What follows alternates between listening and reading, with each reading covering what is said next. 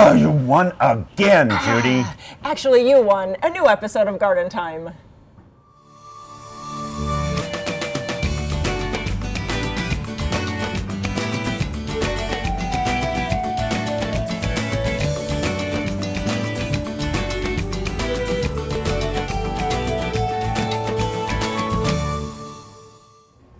Welcome to Garden Time. As you can see, William and I have our kilts on, so you know it's celebrating St. Patrick's Day weekend. We're at Feckin Brewery in Oregon City celebrating their second annual Craft Ale Festival. In fact, later up on the show, I'm going to be talking to Mark out here at Feckin about all the wonderful things happening at this event and the chance that you can see us while we're out here. And also coming up in the show today, we'll be introducing you to some winter-colored conifers. We'll also be sharing our tips of the month.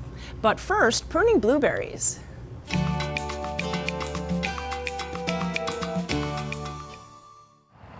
I am at a gem of a garden. I'm at Clackamas Community College, and we're at the Home Orchard Society Garden. And I'm with Tanya, and you are actually the manager here. Correct. And really, there's a proper name to this garden. Yeah, so we're the Home Orchard Society's demonstration orchard. And you take care of really over 500 fruiting trees and shrubs. Correct, correct. Wow. And so, but today we're going to talk about blueberries. Yes. And I think everybody should have blueberries in their garden. Definitely. Really delicious plant to have.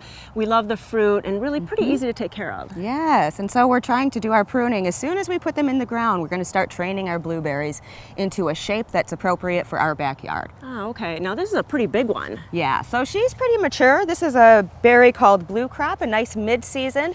Shouldn't be getting very much larger than this, but you can see some crossing branches and some dead wood in here. And I just want to promote new fruiting wood because that fruiting wood is going to be really good for about 4 to 6 years. Oh, okay. So you're looking for older canes to take out. Correct. Dead things from the winter time, Yep. crossing.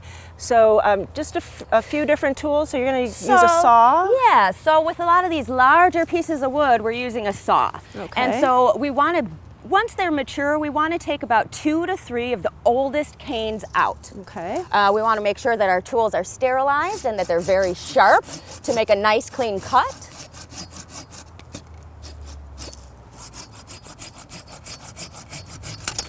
And that's pretty And easy. so that's one of them that's out. All right.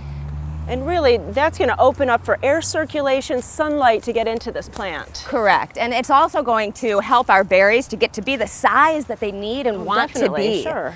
So we're going to sacrifice a little bit of fruit this year, but the fruit we're going to have remaining is going to be that much better. You know, that's all really good tips for the blueberries, and you just want to go through, and at this point you're only going to take out maybe 3 or 4 branches? I'll take out about 3 of the oldest canes, and I see I have this nice young cane right here, which I'm going to maintain. It isn't going to have fruit on us this year, but this is going to be a really good fruiting cane in future years. So really, when you are cutting, you are looking to the future. What's going to come up next? Always. Where's that growth going to be, so you kind of keep that balance of branches? Yeah, definitely. Tanya, I know you have lots of classes for pruning, and so do you find that students are fearful of pruning? Always. So all of my students are pretty fearful, and I make sure that I address that. And so what we're doing in our classes is trying to give people the confidence necessary to go out and prune their trees and bushes successfully. And it's really one thing that you should look at the plant and kind of really study it and then clip. I mean, it's kind of like when you're a carpenter. Definitely. You look at it twice and then you cut. Oh yeah, because I'm always looking for where's my fruiting wood, where's my fruiting buds, and where are my vegetative buds. I don't want to, you know, cut off too many of my fruiting buds, Right. but I will sacrifice a few, like I said, for improvement of the remaining fruit. Right. So this is March, and so any other things that we should be doing with our blueberries this time of year? So blueberries like an acidic soil. They like a pH between 4.5 and 5.5. Same thing with azaleas and rhododendrons. A lot of times we can mulch our blueberry plants with pine needles that have fallen the following or the previous fall. We do some ammonium sulfate, about a half a cup per plant per year. When they're nice and established. It's going to be a little bit less for younger plants. If you're missing a lot of vegetative growth, then you would add a little bit of nitrogen. If you want to produce more fruiting wood, then you would add a little bit of bone meal, which is going to be phosphorus. The garden is a great place to come to see all the fruit trees and the shrubs. You can always go to the website too to see when the classes are and all the events. And Tanya's here sometimes. You can maybe see her on the weekends, or just go to the website and see what that schedule is. Thanks so much for all the tips. We're going to have beautiful plants this year. Thank you for coming out.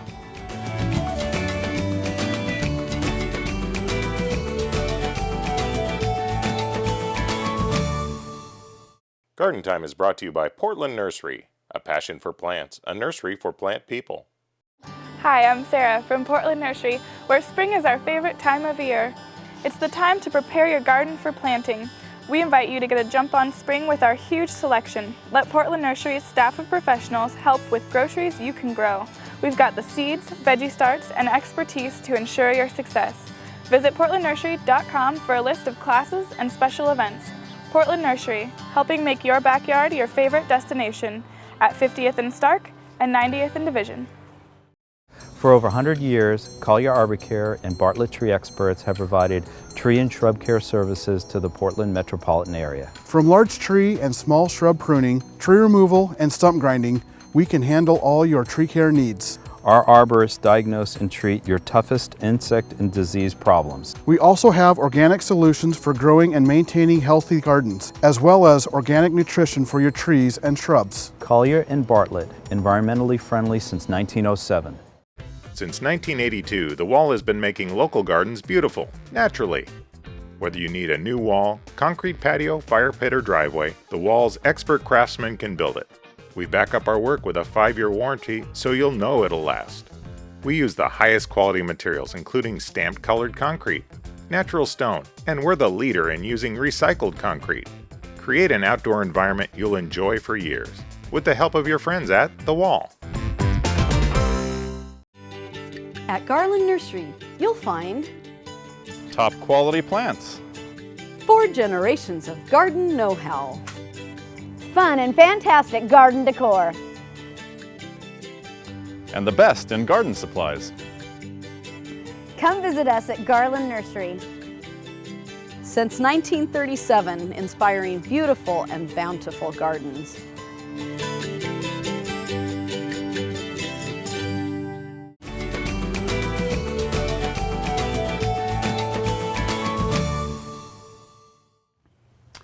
Well, it is that time of year when we start visiting with Jan McNeilan every month to give us some great tips for the garden, and we are here again this year, Jan. Here we are. Because of weather, of course, now we're in the greenhouse It's today, nice but that's that we okay. have, Yeah, right. yeah, It for is. sure, So sure. what do you have to share with us?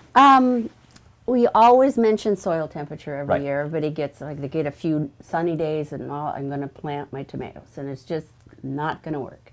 So make sure, whatever you're planting, whether it's annuals or anything, that you know what you need to wait for until, say, May. I have to ask you, Jan, because I am guilty of this myself. You want to get those warm weather crops in, but really it is almost better just to wait until it's actually ready to plant The them. early planting of warm season crops, as soon as the weather stays warm, they'll catch up. Okay. Even if you planted them earlier, need to plant them a second time. Yeah, perfect. So that's one.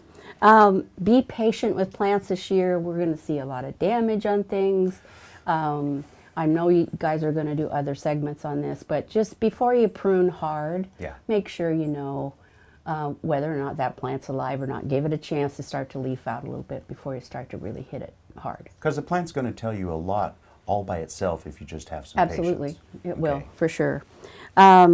Sanitation too, just clean up. I mean, this greenhouse needs to be cleaned thoroughly, and raking, clean up the beds, etc. Just take the dead and stems of perennials off and things like that you can do now, because diseases like that moist, rotting leaf environment. So if you do some sanitation, you're in better shape for the rest of the year. The other thing I thought of this morning was guilt and roses. Define more specifically what you mean by that. I haven't pruned my roses yet. And you feel guilty. Yeah, so I pruned the ones in front that I can prune when my husband is out in front in his wheelchair. The only thing that's going to happen when I prune them in March is that I'm just going to have later roses. It's not going to do anything other than that. So if you're one of those guilty people, don't worry. We can still go in and prune them, Sure. and they're going to be fine. Absolutely, absolutely. And then Lifesavers. They're delicious. Yes, well, I gave you a pack, but I have sugar ants in the bathroom. So the other night, I thought, well, I have some Lifesavers. So I wet this Lifesaver and left it on the counter. And the next, well, actually it was in the middle of the night, I saw it and there were so many ants on it. And I just swept them into the sink and washed them down. And then I left another one there and nothing for 2 days. And my son said this morning, Mom, you left a Lifesaver on the counter in the bathroom. I threw it in the garbage. I thought the ants had eaten the whole Lifesaver, but it does work as a trap. So it's an environmentally friendly Lifesaver. And then that way, too, you can just wash it off and eat the Lifesaver, right? No? Maybe you would, but, but we have more. So there you have it. You know, every month we have fun with Jan. She gives us great information, sometimes inside the house and always out in the garden. So, you know, for more information about this stuff, you can always go to GardenTime.tv and we'll click it over for you again so you can see it one more time. Thank you always, Jan. Right. Such See you a next delight. month.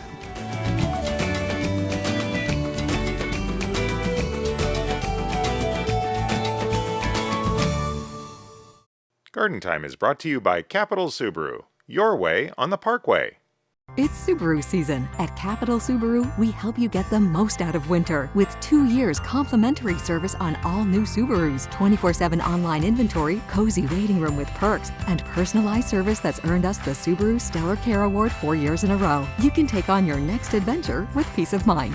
Hurry in now to the Subaru A Lot to Love event at Capital and lease the dependable and fuel-efficient new 2017 Subaru Legacy 2.5i Premium, just $169 per month. Capital Subaru, your way on the Parkway. Over the 30 years that our family has been in the nursery industry, we've learned that anyone can supply a customer with plants and garden supplies. But it's supplying those plants and supplies backed by a knowledgeable staff that can transform a garden and take it from ordinary to extraordinary. That's what we do at Sagawa Nursery. Why be ordinary when you can be extraordinary? Sagawa Nursery, growing beyond the ordinary. Come to the 15th Annual Garden Palooza April 1st at Fir Point Farms. See over 40 plant growers and garden vendors. Free parking and free admission. Enter to win a bistro set or $1,000 of visualscaping. Garden Palooza Saturday, April 1st at Fir Point Farms in Aurora. Since 1926, the Bonide Company has worked with homeowners to make their homes and gardens beautiful. If you have a garden problem, Bonide has the answer. Get a lawn that all the neighbors will envy with Bonide's DuraTurf grass seeds. Full sun to dense shade, DuraTurf is self-repairing, disease and insect resistant. Visit Bonide.com to find a local retailer and to download your free Bonide Problem Solver app for your iPhone or Droid. Your garden begins here at our local farm. My grandfather and father have nurtured plants here for 70 years. We breed Northwest hardiness into every bloom, and we take as much pride in your garden as you do. So when you're ready to turn your empty space into something beautiful, we're here to help by sharing what we know, inspiring your vision, crafting plants that meet your high standards. The best gardens begin and continue to grow at Owl's Garden and Home in Woodburn, Sherwood, Gresham, and Wilsonville.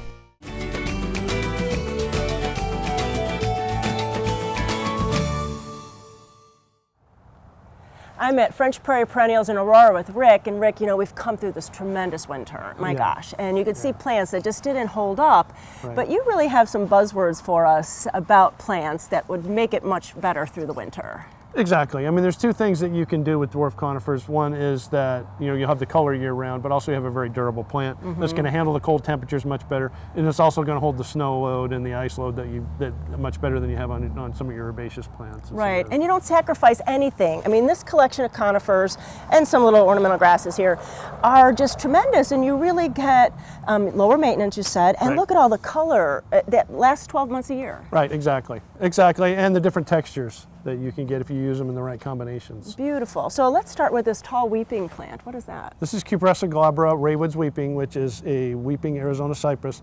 Very, very narrow growth habit. How big it gets depends on how big your stake is. So if you don't want it to get too big, you just kind of let it do its own thing and just kind of let it grow down. If you want it to get taller, then you take the central leader and just kind of stake it up so it gets a little more height to it. Perfect. But it's a beautiful plant, has that bright blue color year round, but very, very narrow, like maturity like 2 feet wide. Oh, so it's nice for small spaces. Absolutely. And then this golden one down here. This is a very slow growing oriental spruce called Firefly, and a 2 to 3 inch a year grower. Very even growth habit like that. It'll eventually end up with kind of a cone shape to it, but always has that very bright color to it. And also gets a little bit of a pollen cone on it in the spring that has a lot of interest too.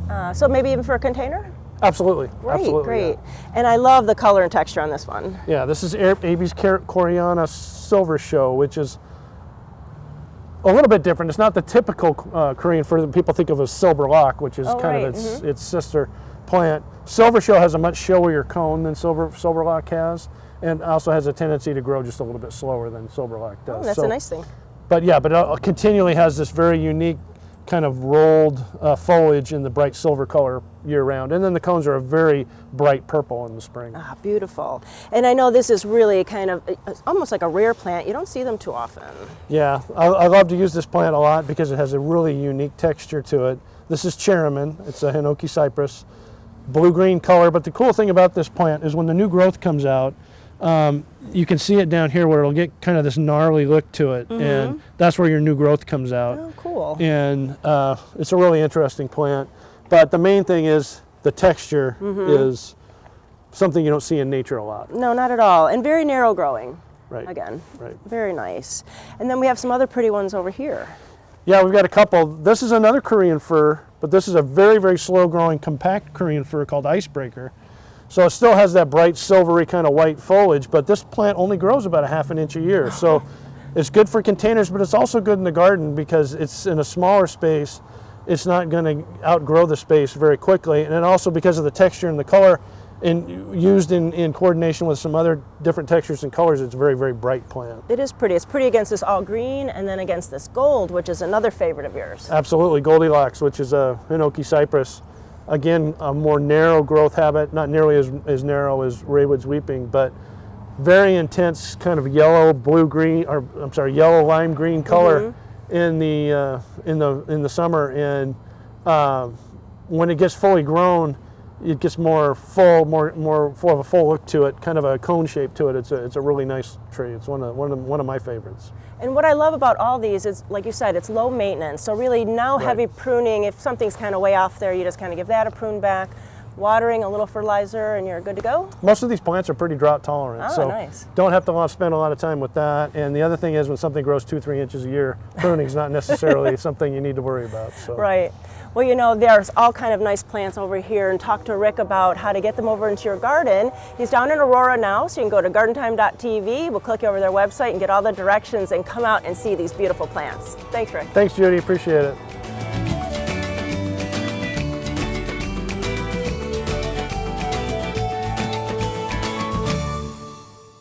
Welcome to Blooming Junction, where it's easy to connect with nature. At Blooming Junction, you'll find beautiful, healthy plants, good, fresh food, and a place to regain peace and calm in your life. We have an unsurpassed collection of unique and distinctive plants and the expertise to help any gardener be successful. And we feature Blooming Advantage plants. Come check out Blooming Junction for an inspiring experience in the garden or in the kitchen. Blooming Junction, offering quality plants for beautiful gardens. Our customers are looking for the most modern appliances generally, and we always seem to find that with Standard. If we go to a big box store, they may have 1 or 2 of the manufacturers, but they don't have the full spectrum. Any product we could think of needing for our home, we know we can find it here. If we have a specific request from a customer, we know that we can go beyond our specifications and find exactly what they're looking for. Since 1947, we set the standard. Standard TV and appliance. Your garden is only as good as the ingredients you use. That's where Black Gold can help. Black Gold Seedling Mix is formulated for successful seed germination and strong seedling growth. Black Gold Seedling Mix is organic and OMRI listed, so you can start this year's organic garden outright. Look for Black Gold at your local garden center or go online to blackgold.bz. Black Gold, all the riches of the earth. Create a beautiful living space both inside and out with the help of Terra Casa. Outside, you'll find pottery, fountains, and decor to make your garden unforgettable. And inside, there are home furnishings and just the right accents to make your home warm, inviting, and most importantly, comfortable. Terra Casa has a huge selection of merchandise to fit any home or budget. Plus, we still have all the unique and distinctive gifts that you have come to expect from Terra Casa. Terra Casa in downtown Damascus.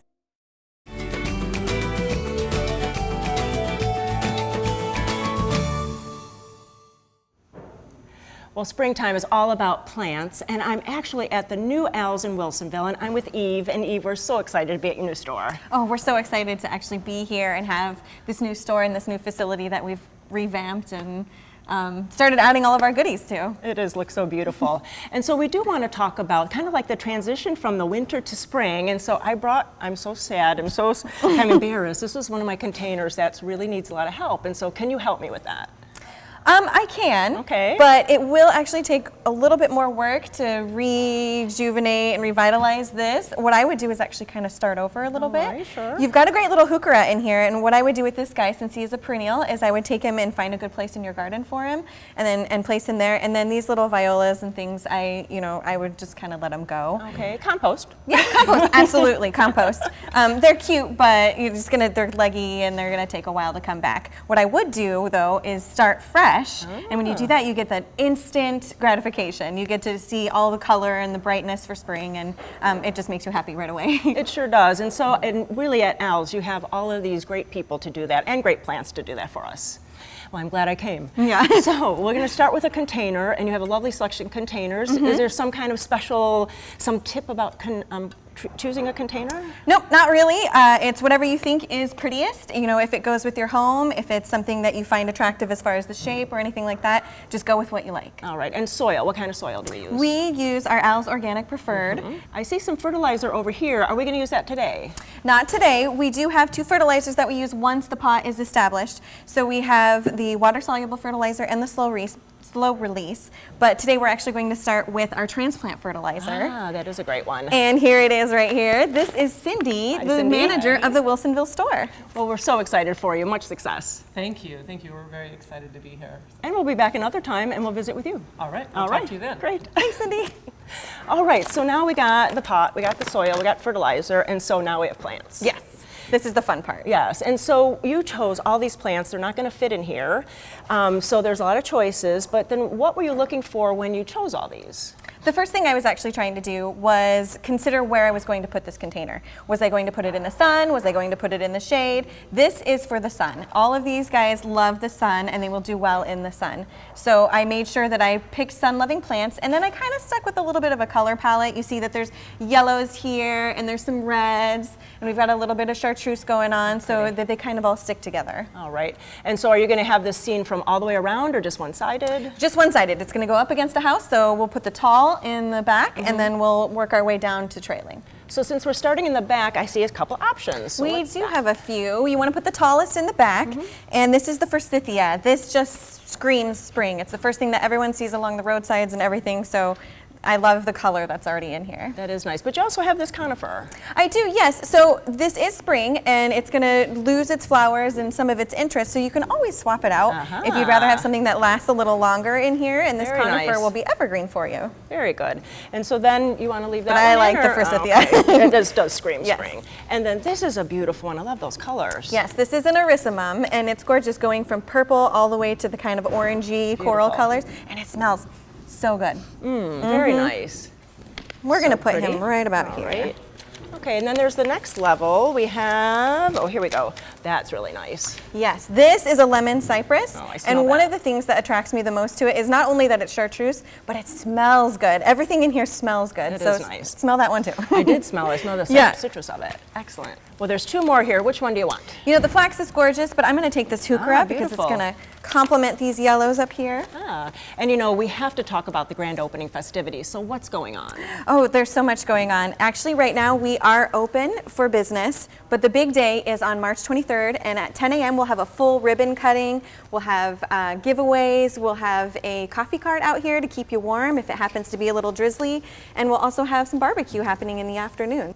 Eve, this came out so beautiful. So do you have people that can help us with these? Oh, absolutely. And as a matter of fact, April 6th, we are actually having our DIY container days. So you can come on down, we'll have plants all picked out for you, and we'll help people build their own container. Oh my gosh, you know, there's always something going on at Al's, and so if you have any other questions, you can go to Al's website or go to gardentime.tv. We'll click you over to their website and get all that information. Eve, thanks so much. Thank you, and we'll see you on Thursday. All right.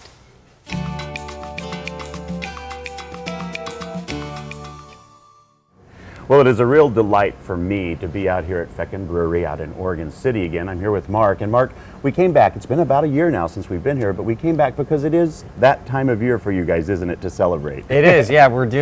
It's our second year now. We're doing our second annual Irish Ale Festival. So we take craft ales. We take a dozen breweries or so around the Portland area. They make an Irish-style ale and craft it to their own specs. And they all bring it out here to display it. So that's so really then, let me understand if I think I know what you mean. Sure. But you're taking an Irish ale, meaning something that would traditionally be found in Ireland. Sure. But then you're putting the twist of the Northwest on it and what these breweries here do to make it different. Exactly. Like that would be like taking like a stout and adding maybe spruce tips to it. Okay, yeah, that makes sense. That kind of thing. And like with Top of the Feckin' Morning, one of our biggest sellers, we're taking an Irish porter and we're adding local Northwest coffee to it. At this great event, tell me some of the things that are happening. So we're going to have, you're going to have your typical, you're going to have your bagpipers, we're going to have your fish and chips, we're going to have the typical kind of fare like an Irish, festival. But because we're also, you actually can serve food now, right? Yeah, we're going to be doing food. We're going to be doing corned beef, cabbage. I believe we're going to be doing the shepherd's pie and the fish and chips. But we're also having pipers, dozens of bands throughout the whole weekend, and then we have Chuck the Destroyer, arm wrestler. So now, the kickoff for this great event was last night, yesterday, but today it's going on. Tell me about how many other days. Last night was great. St. Patrick's Day, awesome. It was flying. It was really, really busy. And then today, we're going the whole day. We're opening up at noon, and we're doing the pipers, the bands all throughout the day. The beer, of course, will be flowing. Chuck the Destroyer, I think I mentioned earlier, he's a professional arm wrestler. He'll be out. Really? You can take him on. Yeah, it'll be great. Yeah. And so how can people find all this information, the times that are happening, bands? Feckinbrew.com. You can go there, feckinbrew.com, and just on Google, and you can find us there. And we have a full list of events and what's going on. And we're out here on 415 South McLaughlin Boulevard. Well, if you've never made it to Ireland, come out to Feckin Brewery, because I'll tell you, it's fun. It reminds me of when we were in Ireland just a year ago on the show. So for more information, we always invite you to go to gardentime.tv, and we will help you. Click over to their website, get all the information you need. Mark, thanks so much, my friend. Thank you very much. Cheers.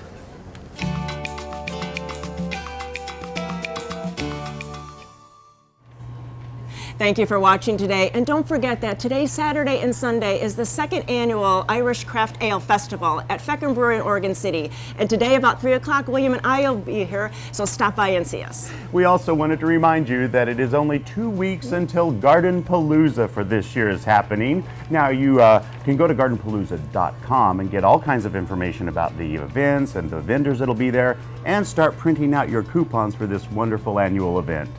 And don't forget, for more information about today's show, you can always go to gardentime.tv. Thanks so much for watching, and we'll do it again next week right here on Garden Time.